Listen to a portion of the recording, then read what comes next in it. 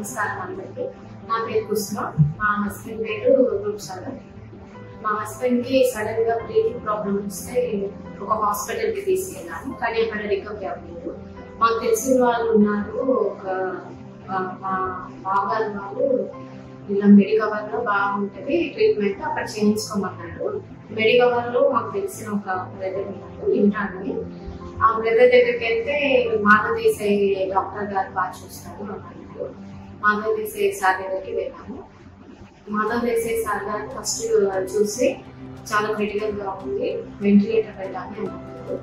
99% ventilator అంటే చాలా కష్టం అని చెప్పారు. కానీ మాధవ్ దేశాయ్ సార్ ఎంత కేరింగ్ గా తీసుకున్నారంటే మార్నింగ్ ఈవినింగ్ 2 సార్లు వచ్చి మాతో చెప్పి ఎలా ఉంది సిచ్యువేషన్ అని మాకు ఎక్స్ప్లెయిన్ చేసి మాక్సిమం 100% మాకు రికవరీ అయ్యేలాగా చేశారు.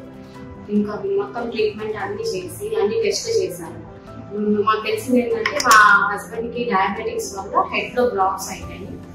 హెడ్ లో బ్లాక్స్ అయినందువలన ఈ కేసు దీక్షాంతి మేడం డాక్టర్ గారికి చెప్పారు. దీక్షాంతి మేడం కూడా చాలా బాగా ట్రీట్మెంట్ చేస్తున్నారు. మార్నింగ్ వస్తున్నారు, ఈవినింగ్ వస్తున్నారు. టోటల్ గా మెడికవర్ లో చాలా బాగా ట్రీట్మెంట్ చేస్తున్నారు.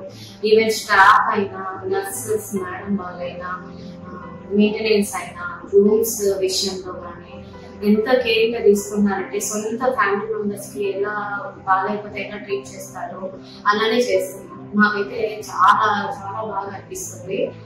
వెంటిలేటర్ మీద వెళ్ళిన వాళ్ళకి చాలా ప్రాబ్లమాటిక్ అని అన్నారు, కానీ నిజం చెప్పాలంటే మాధవ్ దేశాయ్ సార్ మా హస్బెండ్ కి ఇంకొక లైఫ్ ఇచ్చారు.